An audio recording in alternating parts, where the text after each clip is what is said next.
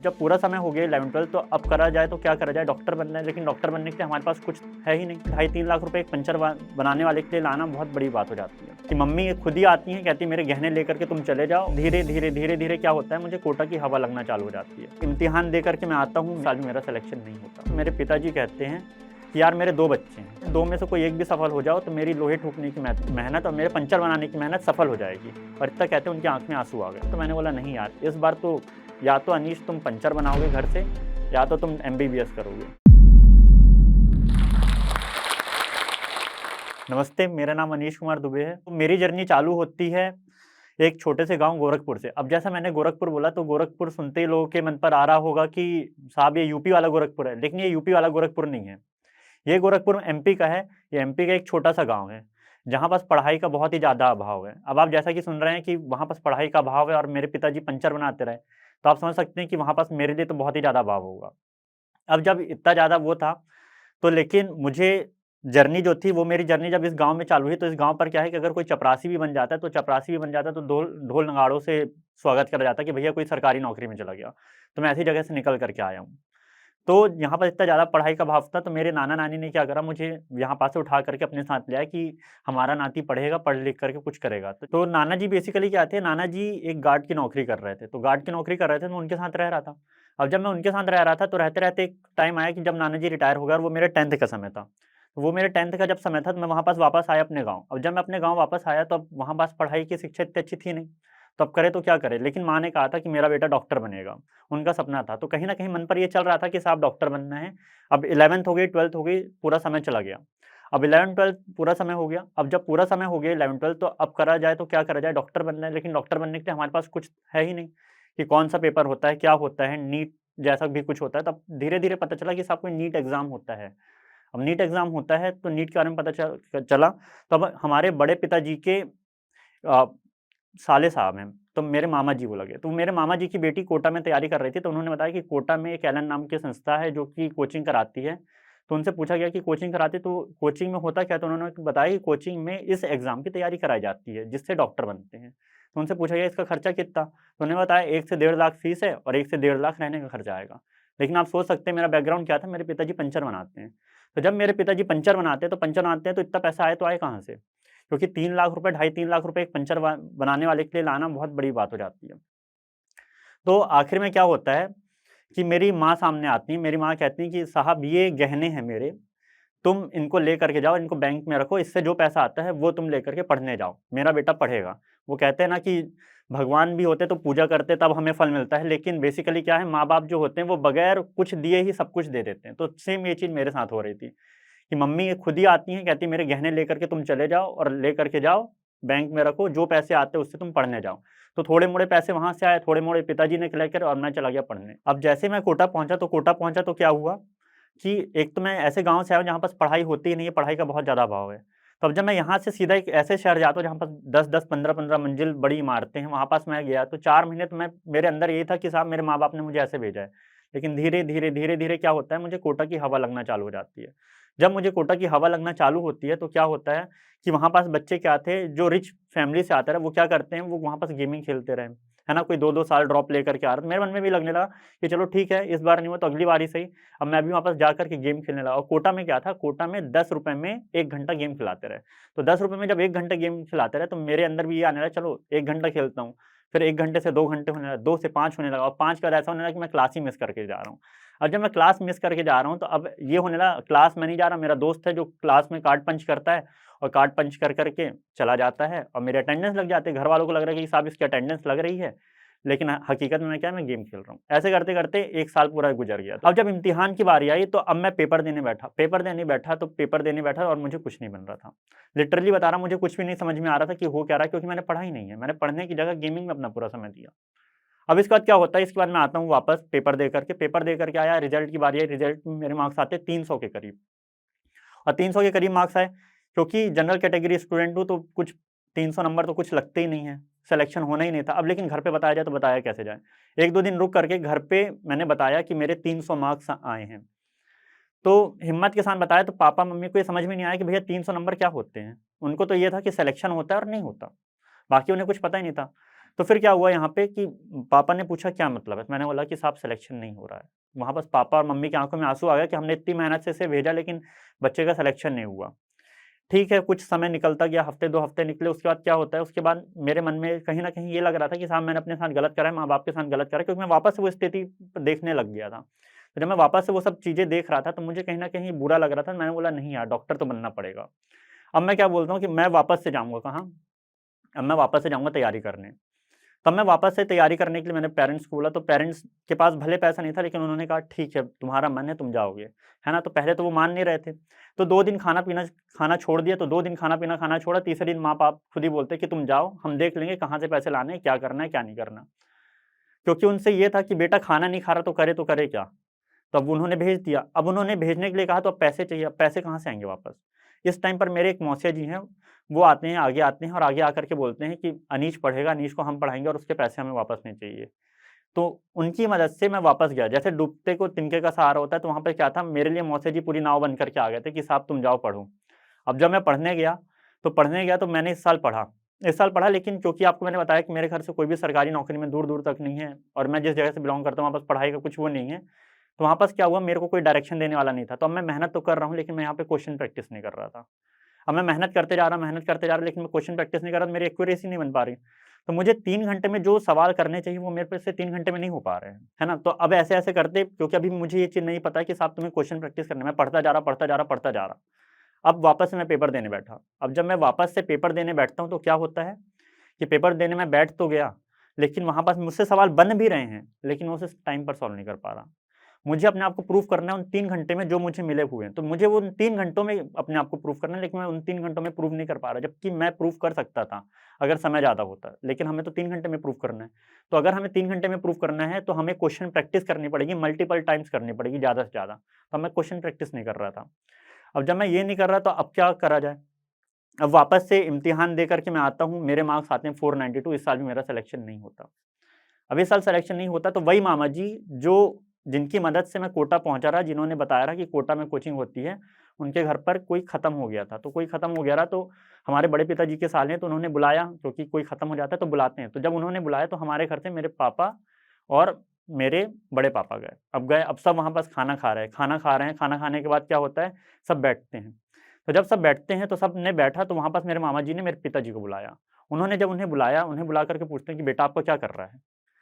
तो मेरे पिताजी कहते हैं कि अभी भी वो तैयारी कर रहा है। तो कहते हैं मेरे मामा जी कि क्यों उसे तैयारी करा रहे हो? 48-50 साल की तुम्हारी उम्र हो गई है। तुम क्यों तैयारी करा रहे हो उसे?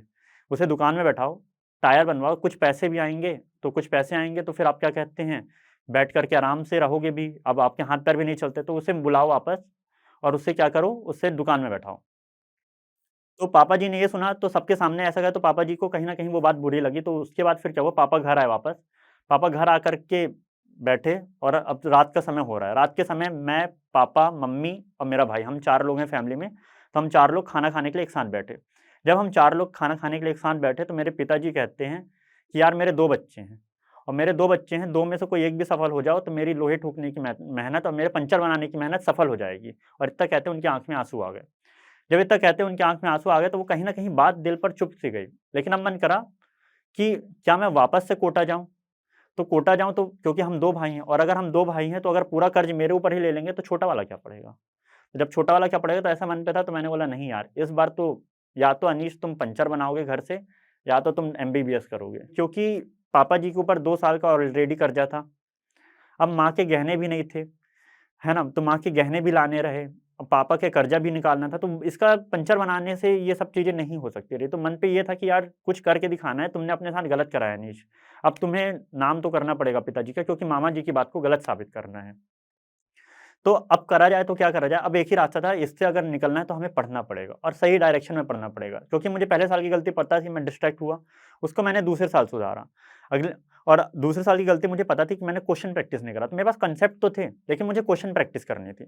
तब कांसेप्ट थे, क्वेश्चन प्रैक्टिस करनी थी, तो अब मुझे सिर्फ क्वेश्चन लगाना था। तो मैं क्या करा, मैं घर से ही तैयारी कर रहा था। तो अब मैंने क्या करा, मैं घर से तैयारी करने लगा। अब मैं घर से ही क्वेश्चन सॉल्व कर रहा हूँ, सब कुछ कर रहा हूँ, बगैर कोई कोचिंग लिए, बगैर कोई टेस्ट सीरीज़ लिए।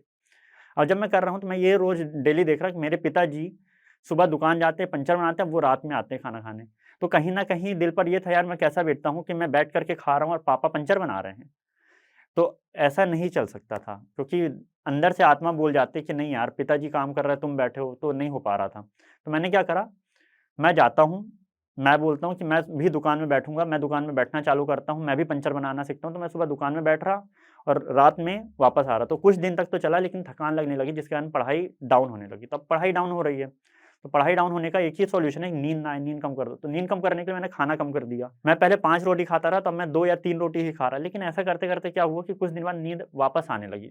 अब आने लगी, तब कोई सॉल्यूशन चाहिए, तब क्या करा जाए?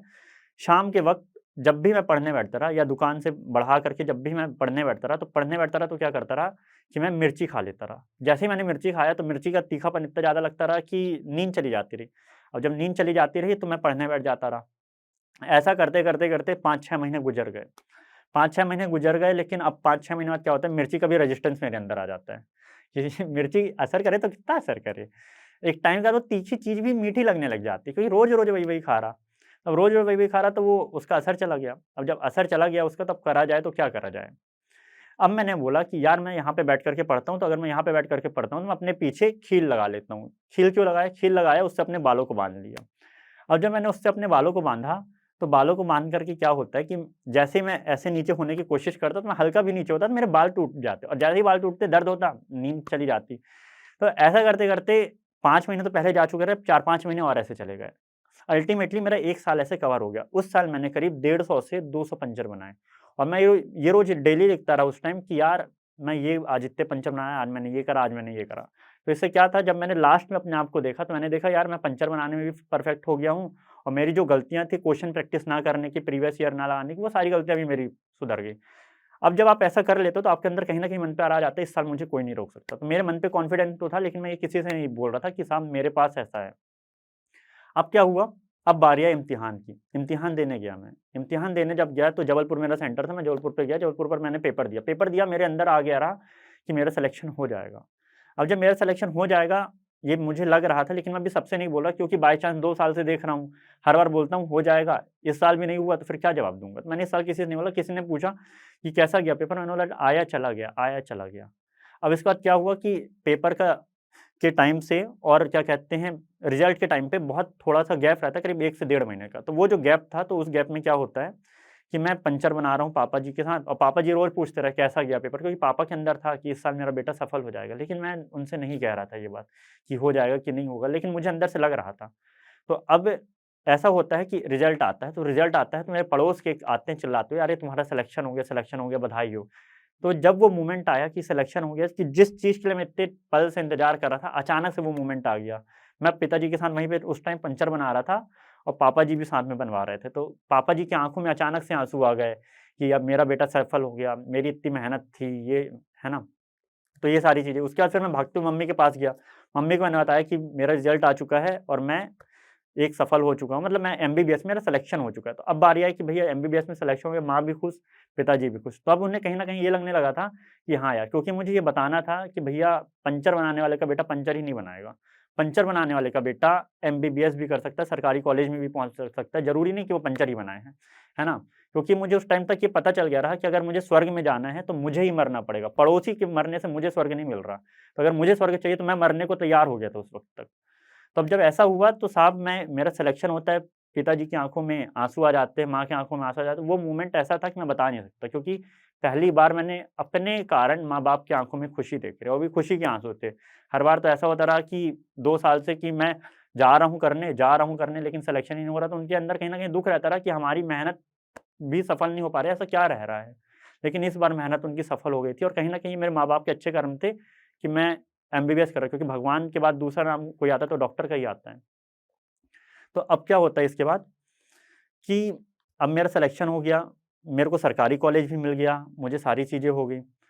अब इसके बाद आया कि मैंने क्या सोचा कि अब मामा जी को बताया जाए, तो मैंने मामा जी को उस टाइम बताया कि आपने बोला रहा कि उससे पंचर बनवाओ, ये सब बनवाओ, तो अब ये ऐसा नहीं है। अब क्या है कि अब मैं एमबीबीएस करने जा रहा हूँ, आपकी कही हुई बात गलत हो गई। और जब ये हो गया, तो मामा जी के पास कुछ शब्द ही नहीं थे बोलने के। अब जब कुछ शब्द ही नहीं थे, तो मतलब मामा जी को ये समझ में आ गया था कि जो मैंने कहा था वो गलत है, और आज वही मामा जी मेरे पास बैठने आते हैं कि भैया, ये हमारे पास बैठे, हम इसे बोल रहे हैं डॉक्टर साहब करते हुए आते हैं, है ना? तो ऐसा हो जाता है, जो आपको पहले नकार रहे थे, वही फिर क्या हुआ, आपके पास आ गए। इसके बाद फिर अब मैंने क्या करा है, मैंने बच्चों को अब पढ़ाना भी चालू कर दिया, क्योंकि मैंने देखा कि भैया कि हर किसी के पास इतने पैसे नहीं होते ना कि वो जाकर के कोटा जैसे सिटी में 3-3 लाख रुपए खर्च कर पाए। तो अब मैंने क्या करा है, मैंने फ्री ऑफ कॉस्ट में बच्चों को मैंने पढ़ाना भी चालू कर दिया है, जिसके कारण अब गरीब बच्चे भी क्या है, उन्हें कोटा वाली जो मुझे चीज़ें मिली हैं, वो उन तक जा सकें। अगर आपने अभी तक मेरी पूरी कहानी सुनी, तो आपको मैं सिर्फ़ यही कहना चाहूँगा कि साहब अगर आपको मेहनत करनी है, तो आप सही पाथ पर ही मेहनत करिए। ये नहीं कि अगर मैं गया हूँ, तो मैं अपने माँ-बाप के पैसे नहीं खराब कर दूँगा, है ना? जैसे कि मैंने अपने पहले साल में करे रहा है, क्योंकि माँ-बाप कैसे कमा रहे हैं, कैसे आपको कर रहे हैं, ये वही जानते हैं और कोई नहीं जानता, ठीक है? दूसरी बात मैं ये कहना चाहूँगा कि आप कभी भी अपने पाथ से नहीं भटकें। अगर आप अपने पाथ से भटक रहे हैं, तो आप ये समझ लीजिए आप कहीं न कहीं गलत कर रहे हैं, क्योंकि वो बाद में आपको समय क्या कहते हैं, वो दिखा देता है कि समय की मार बोलते हैं ना, तो वो समय की मार बाद में आपको जब पड़ती है, तब बहुत दुःख होता है ना? तो इसीलिए अगर आपको भटकना नहीं है, और दूसरी बात ये है कि आपको समय रहते सब करना है, क्योंकि समय के बाद तो हर कोई करता है ना? तो आपको समय रहते करना है।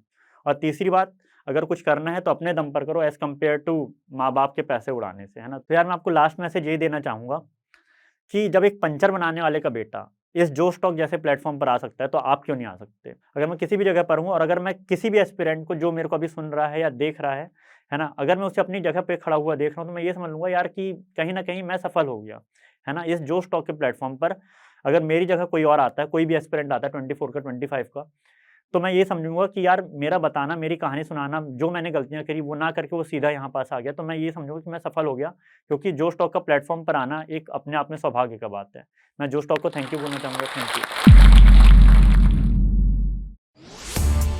इस वीडियो के बारे में अपनी राय नीचे कमेंट सेक्शन में हमें बताएं और अपने दोस्तों के साथ ये वीडियो शेयर करना ना भूलें।